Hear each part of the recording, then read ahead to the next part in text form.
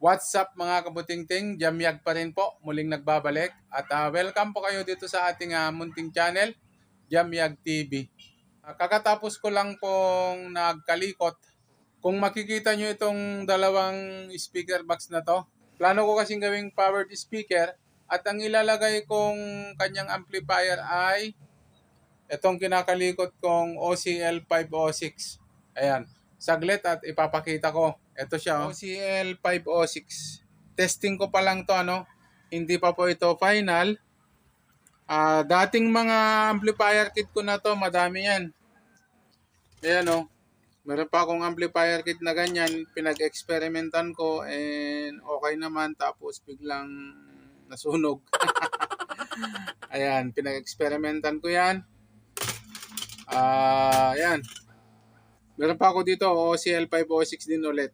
Day 3. Tamang-tama yung ginagawa kong powered speaker o yung active speaker na ginagawa ko ay saktong-sakto dahil may nagregalo sa akin o may nagbigay sa akin ng ito ayan, saktong-sakto sabi ko sa ginagawa kong powered speaker, Electro Voice. Ito siya mga kabuting-ting, Electro Voice ZLX Auto volts po siya, 100 to 240, 50 to 60 Hz. Made in China. Ito ay basura na sa barko at binigay sa akin. Dalawa po ito. Yan na yung isa pero hindi pa naka-final yan. So yan yung isa Pero ang tetestingin natin, dito tayo. Ayan. Maliit lang po yung kanyang amplifier. Integrated circuit. Ito DIC. Yan, makita ba? Kita nyo? Ito po yung kanyang integrated circuit o yung kanyang power amplifier. Double-sided PCB siya. At kung sakaling nag-trouble na to, mahirap nang gawin. Ngayon, ito ay hindi ko alam kung 8 ohms dahil wala namang nakalagay dito. Pwedeng i-adjust din yung bus. Kung ganyan, adjust nyo, 7, ganon. Ayan yung treble niya, pwedeng i-adjust din yan kung gusto mong makalansing, ganon. Pero nilagay ko lang sa kalahati. Ayan. Pag may final ko na ito, magiging hindi na natin makikita yung amplifier kit sa loob at mga anik-anik. Ito na lang makikita natin. Tapos maglalagay na rin ako dito ng speaker out para sa ibang linya ng speaker.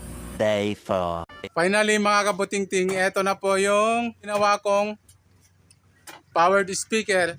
At kung sakat-sakali mga kabuting-ting, ganito na lang yung kanyang setup. Di ba? So, ito na po siya, ZLX12P ni Electro Voice. Di ba? Gawang yayamanin.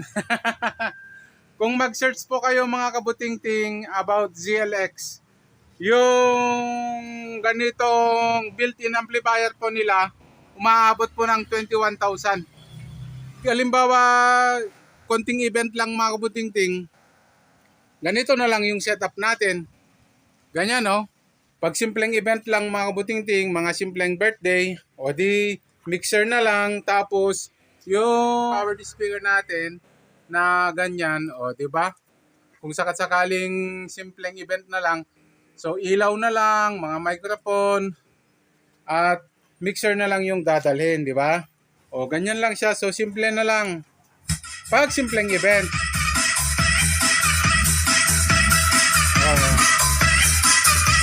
DJ Remix.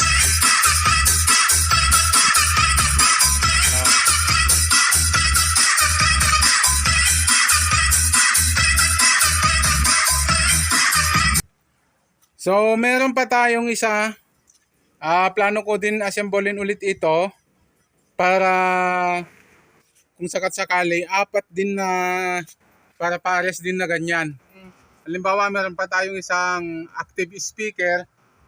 Kuha tayo doon sa may output. Papunta doon sa isa pang ganito. Pagka magawa ko ito ulit, flex ko din ulit sa inyo mga kabuting-ting Pero yung ilalagay ko namang amplifier nito ay yung amplifier ng 737. Yun yung gusto kong ilagay dito, gustong subukan yon. O, isa pang bagsak.